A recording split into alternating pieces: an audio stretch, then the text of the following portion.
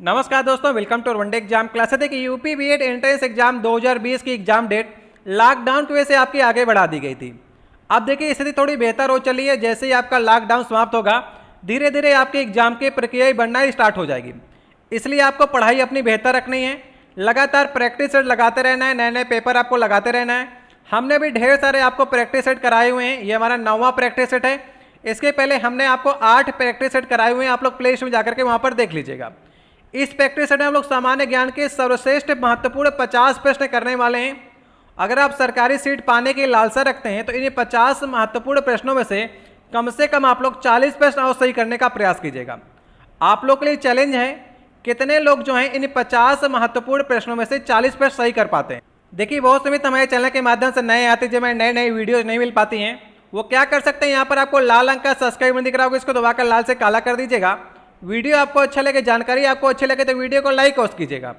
चलिए हम लोग सीरीज को स्टार्ट करते हैं। देखिए प्रथम प्रश्न पत्र के खंड आ के सेक्शन में सामान्य ज्ञान के 50 महत्वपूर्ण प्रश्न पूछे जाते हैं।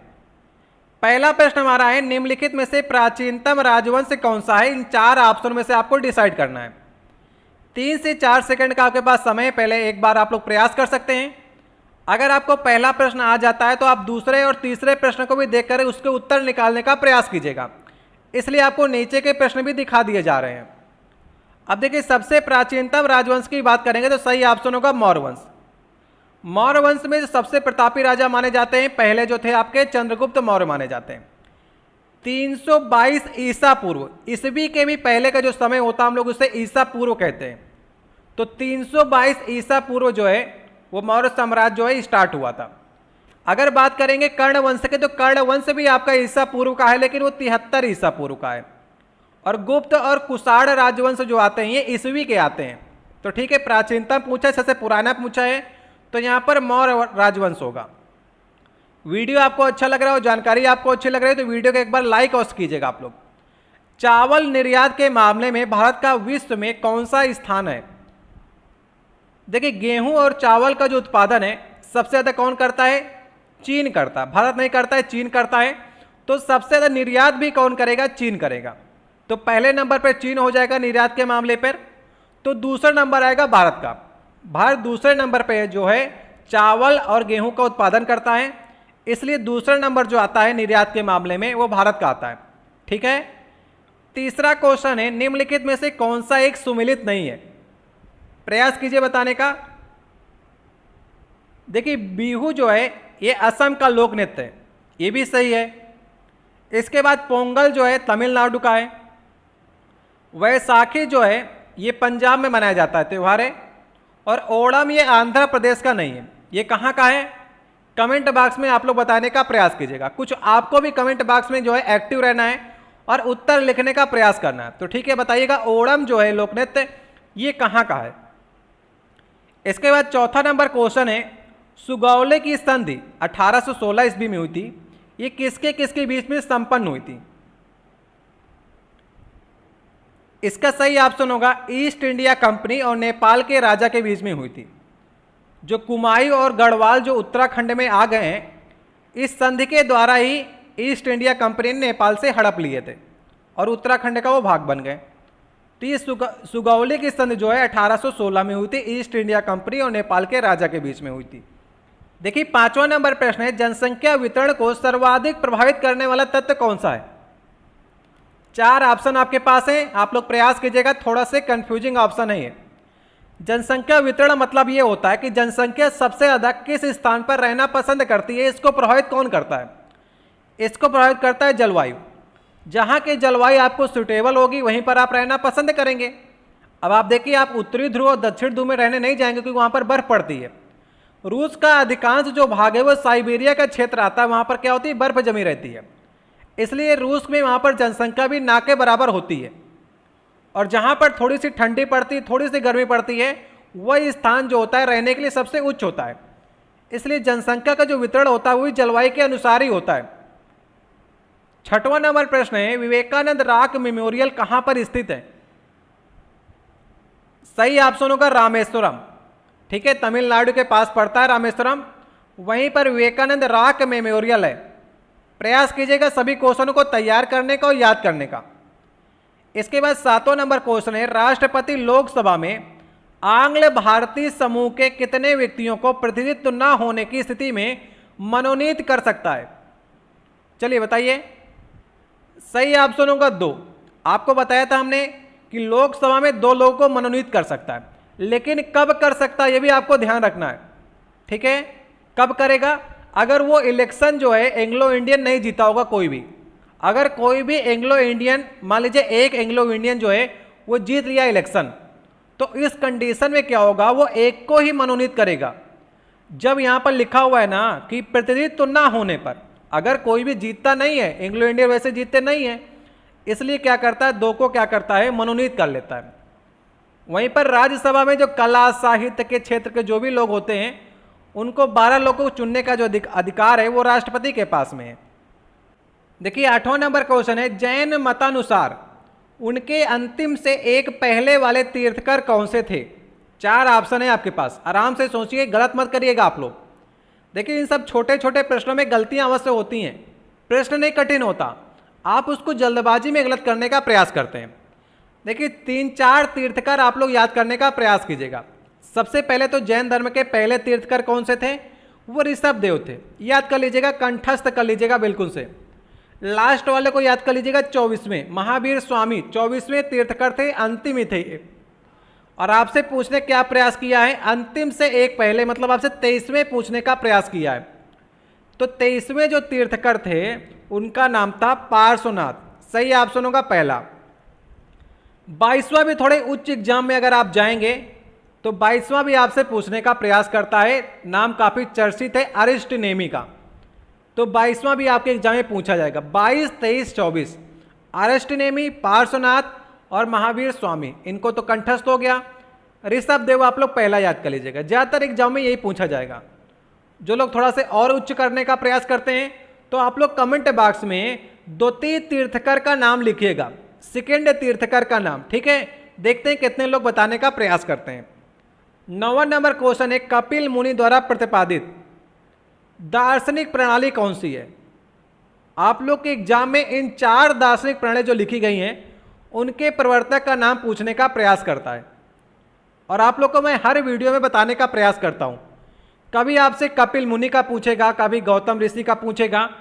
तो देखिए कपिल मुनि का जो था याद कर लीजिएगा, वो सांख्य दर्शन था, और न्याय दर्शन जो था वो गौतम ऋषि का था।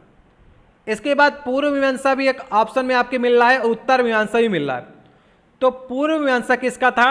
जैमिनी ऋषि का था। ठीक है, जैमिनी याद रखिएगा, जैमिनी। इसके बाद उत्तर मीमांसा में बदरायण का नाम याद कर लीजिएगा। यही ऐसे ही 3-4 आपके एग्जाम पूछेगा, आपको कंफ्यूज करने का प्रयास करेगा। देखिए 10वां नंबर क्वेश्चन है, निम्नलिखित देशों में से किसमें तमिल एक प्रमुख भाषा है?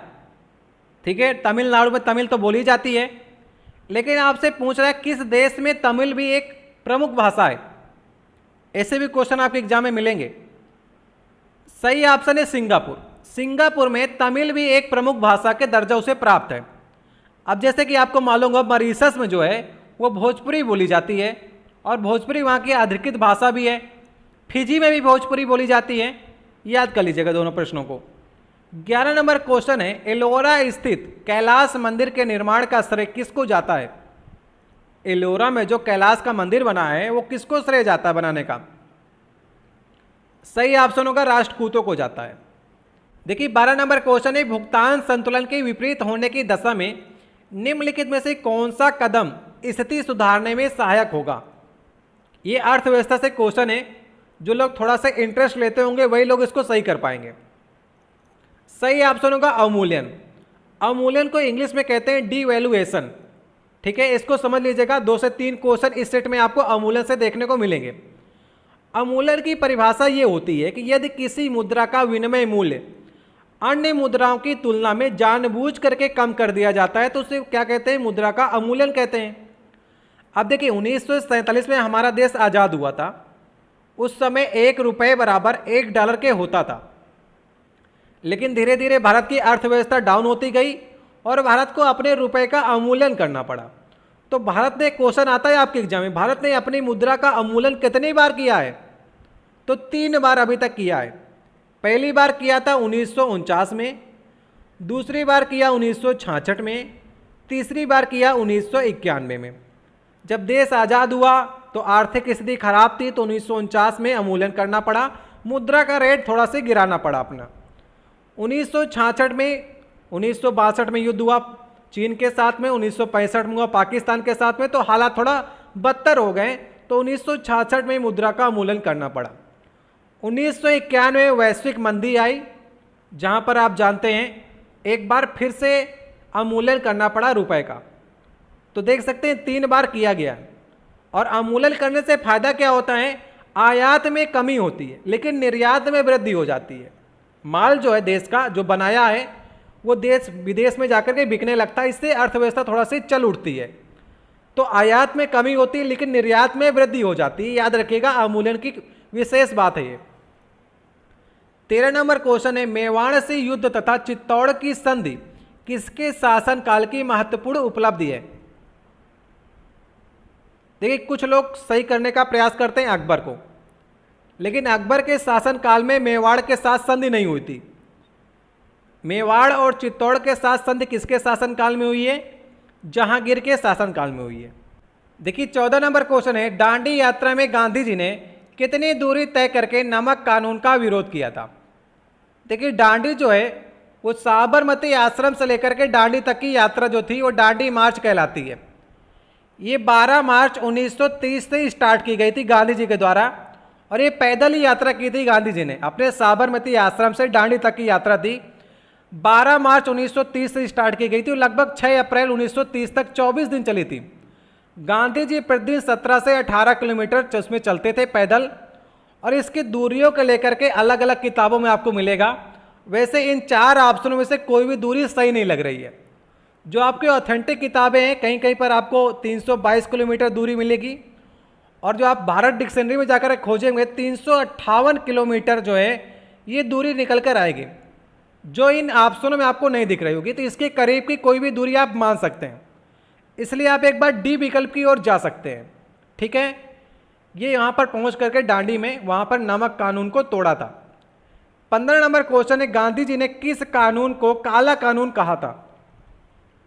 काला कानून किसको कहा था, जो रोलेक्ट एक्ट आया था, डेट भी आप लोग रोलेक्ट एक्ट की याद रखिएगा, 19 मार्च 1919, याद रहेगा, काफ़ी सिंपल डेट है। 19 मार्च 1919 को रोलेक्ट एक्ट आया था भारत में, और इस रोलेक्ट एक्ट में ये कहा गया था कि अगर कोई भी संदेह व्यक्ति होगा, जिसमें संदेह होगा हमें कि ये हमारी गतिविधियों के खिलाफ काम कर रहा है, उसको हम गिरफ्तार कर लेंगे, और ना उसकी कोई वकील होगा, ना उसकी कोई दलील सुनी जाएगी, और ना ही उसकी कोई अपील होगी।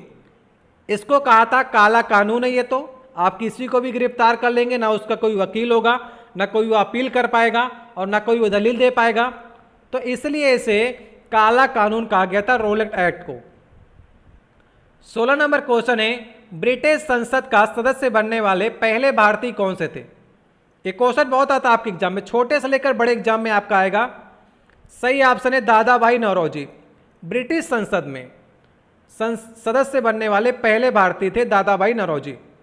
देखिए 17 नंबर क्वेश्चन है, विदेशी संस्थागत निवेशकों द्वारा भारतीय कंपनियों के शेयर और बांडों की खरीद कहलाती है। अगर कोई विदेशी संस्था है और भारतीय शेयरों और बांडों को खरीदता है तो इसे हम एक शब्दावली कहते हैं, उसे कहते हैं पोर्टफोलियो निवेश।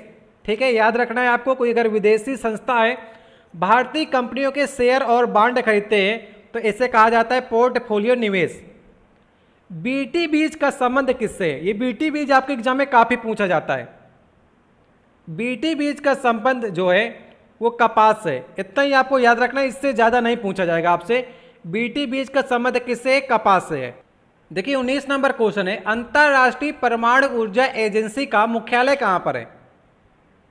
अंतर्राष्ट्रीय परमाणु ऊर्जा एजेंसी का जो मुख्यालय है वो वियना में है।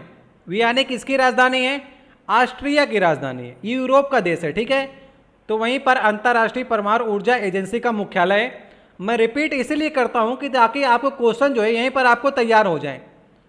रेशा फसलें निम्नलिखित में से कौन सी हैं। 20वां क्वेश्चन है, रेशा फसलें आपको बतानी है।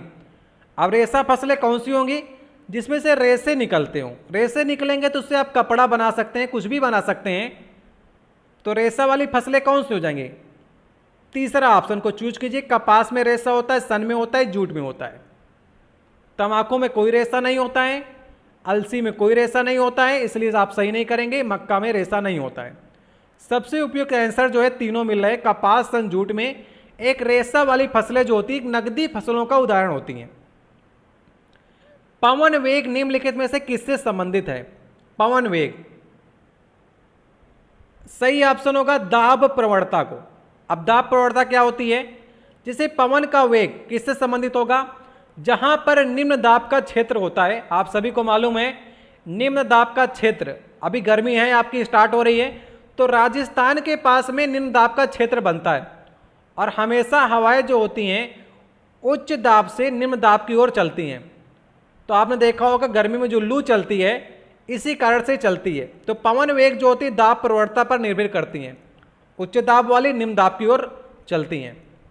22 नंबर क्वेश्चन है, यदि आंग्ल भारतीय समूह को लोकसभा में पर्याप्त प्रतिनिधित्व प्राप्त न हो तो समुदाय के 2 सदस्यों को नामित किया जा सकता है।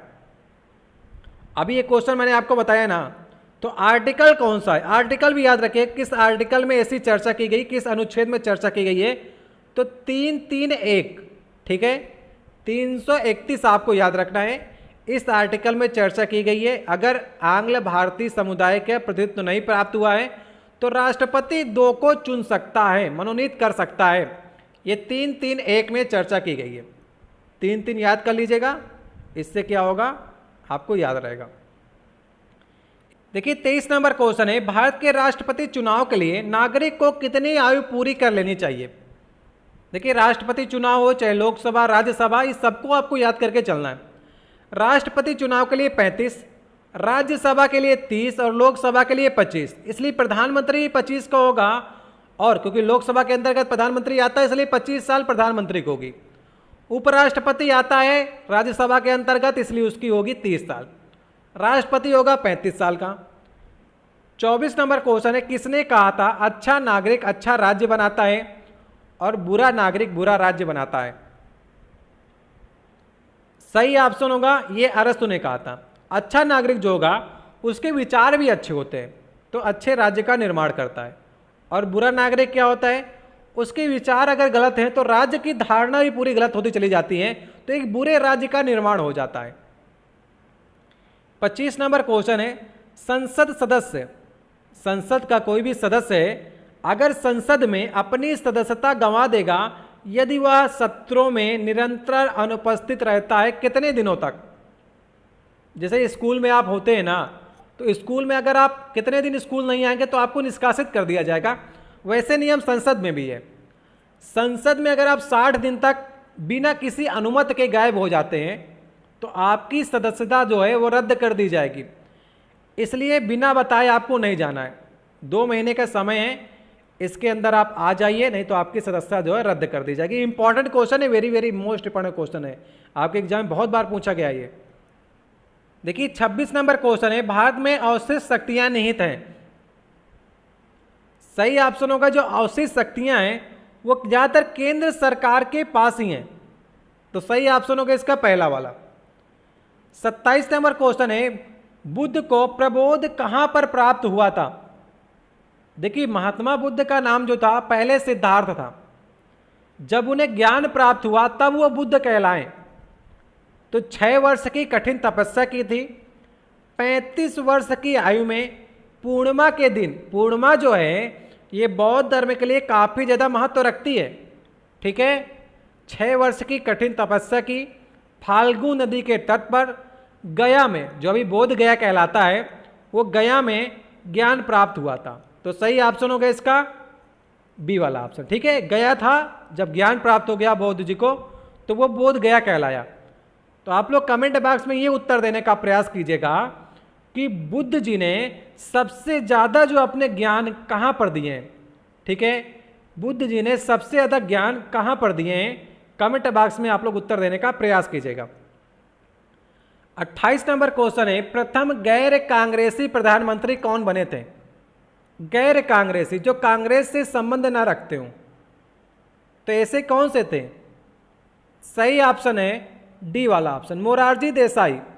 देखिए मोरारजी देसाई पहले कांग्रेसी ही थे, बाद में क्या हुआ कि अलग हो गए, कांग्रेस से अलग पार्टी बनाई, जनता पार्टी बनाई। 1977 में चुनाव लड़ा और जीत हासिल हुई। तो प्रथम गैर कांग्रेसी प्रधानमंत्री थे। ठीक है। 29 नंबर क्वेश्चन है, संसदीय शासन प्रणाली में वास्तविक कार्यपालिका शक्ति किसके पास होती है? अगर वास्तविक की बात करेंगे तो प्रधानमंत्री के पास होती है। वास्तविक जो शक्ति है वो आपकी प्रधानमंत्री के पास होती है। 30 नंबर क्वेश्चन है, उच्चतम न्यायालय के न्यायाधीशों को सेना नियुक्त की आयु कितनी है? जो रिटायरमेंट की एज है उच्चतम न्यायालय मतलब कि सुप्रीम कोर्ट में 65 वर्ष है। अभी हाई कोर्ट में जो है 62 वर्ष है। इसकी भी चर्चा की जा रही है कि इसको 65 वर्ष करें हाई कोर्ट वालों को भी। ठीक है। 31 नंबर क्वेश्चन है, भारतीय संविधान में राज्य के नीति निर्देशक सिद्धांत को किस मुख्य कारण से सम्मिलित किया गया है? जो आपके नीति निर्देशक तत्व है ना, कहाँ से लिए गए हैं? आयरलैंड से लिए गए हैं। इनका मुख्य कारण क्या है? ये जो बताते हैं वो राज्य इसको लागू अगर करता है तो कल्याणकारी राज्य को स्थापना के लिए जो है ये नीति निर्देशक तत्व जो है इनका निर्माण किया गया है। 32 नंबर क्वेश्चन है, किस सिख गुरु ने हरमिंद साहिब मतलब कि स्वर्ण मंदिर की स्थापना की थी? ठीक है, बताने का प्रयास कीजिए। देखिए स्वर्ण मंदिर की जो जमीन थी वो अकबर ने दी थी बीबी भानी को। ठीक है। बीबी भानी जो थी वो अमरदास की पुत्री थी तो उनको मिला था। तो अमरदास जो थे वो तीसरे गुरु थे, सिखों के तीसरे गुरु थे अमरदास। बीबी भानी की शादी हुई रामदास के साथ में, तो चौथे गुरु जो बने सिखों के वो रामदास बने। तो रामदास जी ने जो आपका अमृतसर शहर है उसका निर्माण कराया था और एक जलाशय का निर्माण कराया वहाँ पर। ठीक है। तो रामदास जी ने एक जलाशय का निर्माण कराया और अमृतसर शहर की स्थापना की रामदास ने। लेकिन आपसे क्या पूछ रहा है कि किस सिख गुरु ने हरमिंद साहिब मतलब कि स्वर्ण मंदिर किसने बनाया? तो 5वें गुरु थे गुरु अर्जुन देव। उन्होंने जो जलाशय बीच में बना था उसके बीच में एक स्वर्ण मंदिर बनवाया जिसे हरमिंद साहिब भी कहते हैं। तो याद रहेगा आपको। और सिखों के 10वें गुरु कौन थे? गुरु गोविंद सिंह थे। सब कुछ आपको याद रख के चलना है। देखिए 33 नंबर क्वेश्चन है, सहारा प्रदेश में धूल दानव क्या है? अब सहारा प्रदेश मतलब क्या होता है? आपने देखा होगा अफ्रीका में सहारा का मरुस्थल है। सबसे बड़ा मरुस्थल कौन सा है? सहारा का मरुस्थल है ना। तो वहां पर एक धूल दानव काफी फेमस है। वो क्या होता है धूल दानव? सही ऑप्शन है प्रातः काल चलने वाली तीव्र आंधी होती हैं उसे हम धूल दानव कहते हैं। दानव का रूप लगता है जब वो आंधियां चलती हैं तो उस समय कुछ भी दिखाई नहीं पड़ता है। चूना पत्थर का कायांतरित रूप है। ठीक है, बताने का प्रयास कीजिए। चूना पत्थर अगर कायांतरित होकर के संगमरमर का रूप ले लेता है, कई बार मैंने आपको बताया संगमरमर जो है चूना पत्थर का कायांतरित रूप है। दाब और ताप के कारण कायांतरित हो जाती हैं चट्टानें और संगमरमर बन जाती हैं। विश्व में कॉफी का अधिकतम उत्पादन किस देश में होता है? कॉफी मतलब कि कहीं कहीं पर आपको कहवा भी लिख कर आएगा, कहवा। ठीक है, कहवा या कॉफी कह लीजिए। तो सबसे ज़्यादा कहाँ पर होती है? ब्राज़ील में। ठीक है, ब्राज़ील कहाँ पर पड़ता है? मैप में आप जाकर के देख के बताइएगा ब्राज़ील कहाँ पर पड़ता है। मैंने आपसे 3-4 ही क्वेश्चन आपसे वीडियो में पूछने का प्रयास करता हूँ। अगर आप एक्टिव होंगे तो आप कमेंट बॉक्स में इसका उत्तर लिखने का अवश्य प्रयास करेंगे। देखिए इसके बाद 36 नंबर क्वेश्चन है। अभी मैंने आपको अवमूल्यन बताया था ना, वहीं से क्वेश्चन आ गया। अवमूल्यन के उद्देश्य किस ओर संकेत करता है? डिवैल्यूएशन अगर आप किसी देश में कर रहे हैं, 3 बार हुआ भारत में डिवैल्यूएशन, हमने आपको सन बताया था 49, 66 और 91। तो इसमें क्या होता है कि आयात में कमी होती है और निर्यात में वृद्धि होती है। तो सही ऑप्शन क्या होगा इसका? ए वाला ऑप्शन होगा। निर्यात को हम प्रोत्साहन देते हैं, कम रुपए में किसी विदेश वाले को ज़्यादा चीज़ें मिलेंगी तो देश में क्या होगा? अर्थव्यवस्था अच्छी चलेगी और उत्पादन जो होगा देश के बाहर जाएगा तो पैसे आएंगे, उससे क्या होगी? आपके देश की अर्थव्यवस्था अच्छी हो जाएगी। 37 नंबर क्वेश्चन है, प्रिंस ऑफ वेल्स म्यूजियम कहाँ पर स्थित है? सही ऑप्शन क्या होगा? मुंबई में। इसे सिर्फ आपको याद ही रखना है। ठीक है, कुछ क्वेश्चन याद ही रखने वाले होते हैं। Prince of Wales Museum Mumbai. Diesel locomotive कारखाना कहाँ पर है, जहाँ पर आपके डीजल के इंजन बनाए जाते हैं, तो ये कहाँ पर है, वाराणसी में। ठीक है, जो सरल क्वेश्चन होंगे उसमें कम समय देंगे और अच्छे क्वेश्चनों में ज़्यादातर आपका समय देने का प्रयास करेंगे। सर्वाधिक जनसंख्या घनत्व वाला महाद्वीप कौन सा है, सर्वाधिक जनसंख्या घनत्व वाला महाद्वीप कौन सा है, जहाँ पर सबसे ज़्यादा जनसंख्या रहती हो। सही ऑप्शन होगा इसका ए वाला ऑप्शन। एशिया की जनसंख्या सबसे ज़्यादा है, जनसंख्या घनत्व भी सबसे ज़्यादा है, क्योंकि एशिया में अगर आप देखेंगे भारत और चीन को ही मिला लीजिए तो इनकी डेंसिटी आप देखते हैं कितनी कम जगह में ज़्यादातर लोग रहते हैं। तो सही ऑप्शन होगा एशिया। फोर्ट विलियम कहाँ पर स्थित है, फोर्ट विलियम कॉलेज का आपने नाम सुना होगा, कहाँ पर स्थित है, एक दुर्ग भी है वहाँ पर, वो है कोलकाता में। ठीक है, 1800 ईस्वी में लॉर्ड वेलेस्ली ने फोर्ट विलियम कॉलेज की स्थापना की थी। याद रखिएगा, इंपॉर्टेंट क्वेश्चन है। 41 नंबर क्वेश्चन है, प्रकाशीय वोल्टेज सेल के प्रयोग से सौर ऊर्जा का रूपांतरण करने से निम्नलिखित में से किसका उत्पादन होता है। सही ऑप्शन होगा विद्युत ऊर्जा का। देखिए, प्रकाश के जो वोल्टेज सेल होते हैं ना, अगर उन्हें आप सौर ऊर्जा से रूपांतरित करना चाहेंगे तो विद्युत ऊर्जा में उनका आप प्रयोग करेंगे। 42 नंबर क्वेश्चन है, बायोडीजल के उत्पादन में निम्नलिखित में से कौन सी प्रक्रिया अपनाई जाती है। बायोडीजल जो आप बनाते हैं, ये क्या होता है, बायोडीजल क्या होता है, यह पौधों और जंतुओं से प्राप्त जो तेल होते हैं, वसा होते हैं, उसका क्या किया जाता है, ट्रांस एस्टिफिकेशन किया जाता है, एस्टिफिकेशन, एस्टरीकरण किया जाता है। ठीक है, तो इससे क्या होता है, इससे मिथाइल एस्टर बनते हैं और बायोडीजल का उत्पादन होता है। तो क्या करते हैं आप, ट्रांस एस्टरीफिकेशन करते हैं, एस्टर बनाने की प्रक्रिया है। अगर आप बायोडीजल बना रहे हैं, पेड़ पौधों और जंतुओं के जो वसी तेल होते हैं उनसे बायोडीजल तैयार होता है। अमोनिया का एक गुण कौन सा है, 43 नंबर क्वेश्चन है, बताने का प्रयास कीजिए। देखिए, सबसे पहले ये आप याद कर लीजिएगा कि अमोनिया का फार्मूला क्या होता है, NH3 होता है। और इसकी खोज किसने की थी, क्वेश्चन आपके एग्जाम में आ चुका है, अमोनिया की खोज किसने की है, तो प्रिस्टले ने की थी। एक ये रंगहीन गैस होती है, लेकिन इसमें क्या होती है, तीखी गंध होती है। और ये जल में कौन सा गुण है आपसे पूछ रहा है ना, तो 3 गुण इसके नहीं होंगे। ये जल में विलय होती है, इसलिए गलत है। ये गंध रहित है, ये गंध रहित कैसे हो जाएगी, इसमें तो तीक्ष्ण गंध होती है ना, तो ये भी गलत हो गया। ये पीली गैस है, ये भी गलत है आपका।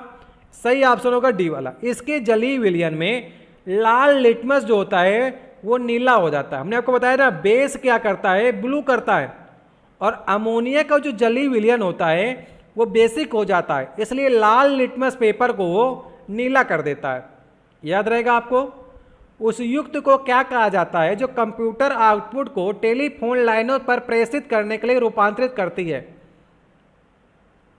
इसे कहते हैं हम लोग मॉडेम कहते हैं। ठीक है, मॉडेम कंप्यूटर का है, जो लोग जानते होंगे थोड़ा सा समझने का प्रयास कीजिएगा। दिल का दौरा किस कारण से होता है, दिल का दौरा पड़ता है ना जब आपको हार्ट अटैक होता है, किसी को आपने देखा हो, तो हार्ट अटैक क्यों आता है। सही ऑप्शन होगा हृदय में रक्त की आपूर्ति हो जाती। जो हृदय रक्त की पंपिंग करता है ना, आपने देखा होगा शुद्ध रक्त करता है, अशुद्ध रक्त को लेकर के अगर वहाँ पर रक्त जो है कम मात्रा में पहुँचे तो दिल का दौरा पड़ जाता है। और कहा जाता है कि अगर 3 दौरे आपको आ जाएंगे तो तीसरा वाला जो हार्ट अटैक आता है इसमें बचना थोड़ा मुश्किल हो जाता है। ठीक है, बहुत से लोग ये समझने का प्रयास करते हैं कि हृदय की गति जो है रुक जाती है, ये आपके ऑप्शन में देने का प्रयास करेगा और ज़्यादातर लोग इसी को सही करेंगे। दिल का दौरा जो है, रक्त की आपूर्ति जब उसमें नहीं होगी ना, तब हृदय की गति रुक जाएगी। तो मेन कारण क्या होगा, रक्त की आपूर्ति में कमी। इसमें से विषम कौन सा है, थोड़ा सा प्रयास कीजिए समझने का, फार्मूले पर ही फेर है इसके। देखिए, संगमरमर हमने आपको बताया था कि चूना पत्थर से संगमरमर बनता है, तो चूना पत्थर कैल्शियम कार्बोनेट CaCO3, संगमरमर का फार्मूला भी CaCO3 होता है, कैल्शियम कार्बोनेट, चूने का फार्मूला भी कैल्शियम कार्बोनेट होता है, और चाक का फार्मूला भी कैल्शियम कार्बोनेट होता है। लेकिन बुझा जो चूना होता है ना, उसका फार्मूला होता है CaO, इसलिए विषम कौन सा होगा, डी। बाकी संगमरमर, चाक, चूना ये कैल्शियम कार्बोनेट के ही बने होते हैं, इसलिए डिफर हो गया बुझा हुआ चूना। एक आता है कौन सा, घुलित चूना, जिसे हम कहते हैं लाइम वाटर कहते हैं, ये बुझा चूना है ना। एक कहेंगे बिना बुझा हुआ चूना, उसका फार्मूला होता है कैल्शियम हाइड्रोक्साइड होता है, उसे भी आपको याद रखना होगा। 47 नंबर क्वेश्चन होगा, जैव निम्नीकृत अपशिष्ट को किसकी सहायता से उपयोगी पदार्थ में रूपांतरित किया जा सकता है? किसकी सहायता से आप करेंगे? न्यूक्लिक प्रोटीन की सहायता से करेंगे। जो जैव निम्नीकृत अपशिष्ट है उसको न्यूक्लिक प्रोटीन के उपयोगी पदार्थ से रूपांतरित किया जा सकता है। सही ऑप्शन होगा बी वाला। देखिए 48 नंबर क्वेश्चन है, निम्नलिखित में से क्या बड़े शहरों में वायु को प्रदूषित करता है? देखिए वायु प्रदूषित में अगर आप देखेंगे जाकर के तो सीसा की महत्वपूर्ण भूमिका होती है। सीसा अधिकतर बहुत सी वस्तुओं को बनाने में प्रयोग किया जाता है, तो अगर वस्तुएं खराब होकर के धीरे धीरे अपक्षय हो रही हैं तो शीशे के कण क्या होंगे, वो वायुमंडल में उड़ने लगते हैं और वायु प्रदूषित करते हैं। आपकी आंखों में जाएंगे, सांस के माध्यम से जाएंगे और आपके दिमाग में काफ़ी ज़्यादा इफेक्ट डालते हैं। इससे क्या होता है, तनाव आता है, सर में दर्द होता है, पाचन सिस्टम भी खराब होता है, तो शीशा बहुत ही हानिकारक है। 49 नंबर क्वेश्चन है, बग क्या होता है? किसी प्रोग्राम में हम बग को क्या कहते हैं? कंप्यूटर से भी एक दो क्वेश्चन आपके एग्जाम में आएंगे। सही ऑप्शन होगा बी। जो एरर होता है ना, एरर दोष, उसे हम क्या कहते हैं? बग कहते हैं। आज का देखिए हमारा 50 नंबर क्वेश्चन है, आज का लास्ट क्वेश्चन होगा, कास्ट स्प्रिट क्या होती है? कास्ट स्प्रिट सही ऑप्शन होगा इसका मेथिल अल्कोहल। देखिए दो अल्कोहल में आप लोग काफ़ी कंफ्यूज रहते हैं कि पीने वाला अल्कोहल कौन सा है, कास्ट स्प्रिट कौन सा है। तो मेथिल अल्कोहल जो है वो कास्ट स्प्रिट है और पीने वाला अल्कोहल जो होता है वो एथिल अल्कोहल होता है। फार्मूला भी आप लोग देख लीजिए, मेथिल अल्कोहल में एक सी होता है और एथिल अल्कोहल में दो सी होते हैं, C2H5OH, ये फार्मूला होता है। तो जो मेथिल अल्कोहल होता है ना, ये पहला वाला, ये जहरीला होता है। इसमें क्या होता है कि अगर आप इसको पीते हैं कम मात्रा में तो आप अंधे हो सकते हैं या पागल हो सकते हैं। अगर ज़्यादा मात्रा में पीते हैं तो आपकी मृत्यु भी हो सकती है। वहीं पर एथिल अल्कोहल का प्रयोग हम लोग पीने के लिए करते हैं। आपने देखा होगा कभी कभी न्यूज आती है कि घर में कहीं अगर शराब कोई बनाता है तो वो बनाने का प्रयास करता है एथिल अल्कोहल, लेकिन बन जाती है उससे मिथिल अल्कोहल। तो अगर मिथिल अल्कोहल बन गई है और पिएंगे तो बीमार पड़ जाएंगे, कुछ लोग मर भी जाते हैं। तो देखा होगा जहरीली शराब पीने से 40 की मौत या 40 लोग बीमार पड़े, आप अक्सर न्यूज चैनलों में देखते होंगे। तो वो क्या बन जाता है? मेथिल अल्कोहल बन जाता है, जो कि एक जहरीली होती है। तो ये हमारे 50 महत्वपूर्ण क्वेश्चन थे। ये सीरीज आपको कैसी लगी? इसी प्रकार से क्वेश्चन आपके एग्जाम में पूछे जाएंगे। 4 से 5 क्वेश्चन आपको करंट अफेयर के मिलेंगे। आप लोग करंट अफेयर का हमारा सीजन देख लेंगे, उसमें से आपको देखने को मिल जाएंगे। बाकी आप लोग अपना स्कोर कार्ड बताने का प्रयास कीजिएगा। मैंने आप लोगों के लिए चैलेंज दिया था कि आप इन 50 प्रश्नों में से 40 प्रश्नों को सही कर पा रहे हैं, और एक बार आप आशा कीजिएगा या फिर कमेंट बॉक्स में कहने का प्रयास कीजिएगा कि कितने लोग इन 50 प्रश्नों में से 40 प्रश्नों को सही कर पाए। ऐसा नहीं कहते हैं कि सब लोग 40 प्रश्न करने का प्रयास कीजिए एक, लेकिन आप एक उम्मीद लेकर तो आ सकते हैं कि हम 40 सही कर सकते हैं। कम होगा तो आप अगला प्रैक्टिस सेट लगाइएगा और 40 प्लस करने का प्रयास कीजिएगा। जो लोग 40 प्लस किए हों वो 40 प्लस के लिए बता सकते हैं। और वीडियो आपको कैसा लगा इस बारे में आप कमेंट बॉक्स में अवश्य बताइएगा। ठीक है, प्रयास करते रहिए। एग्जाम डेट आपकी आगे बढ़ती चली जा रही है। लॉकडाउन समाप्त होगा, उसके बाद आपकी परीक्षा की जो है धीरे धीरे घोषणा होना ही स्टार्ट हो जाएंगी। बहुत ढेर सारी परीक्षाएं आपकी रुकी हुई हैं, सिर्फ यूपी बीएड ही नहीं रुका हुआ है। तो जैसे ही स्थिति बेहतर होगी, अभी स्थिति कंट्रोल में हो चुकी है और कुछ कुछ राज्यों में ढिलाई दी जा रही है, धीरे धीरे और भी अच्छा होगा और आपका लॉकडाउन समाप्त होगा, आपके एग्जाम भी धीरे धीरे होना स्टार्ट हो जाएंगे। लेकिन आपको प्रिपरेशन अपनी परंपरागत तरीके से करनी है। लगातार आपको अपने प्रैक्टिस सेट लगाने हैं, नए नए चीज़ों को तैयार करना है। मिलते हैं आपसे नेक्स्ट वीडियो में। स्कोर कार्ड जो मैंने आपसे 3-4 क्वेश्चन वीडियो के बीच से पूछे हैं उसका भी आप लोग जवाब देने का प्रयास किया करिए। नेक्स्ट सेट में आपसे मिलते हैं। बहुत बहुत धन्यवाद।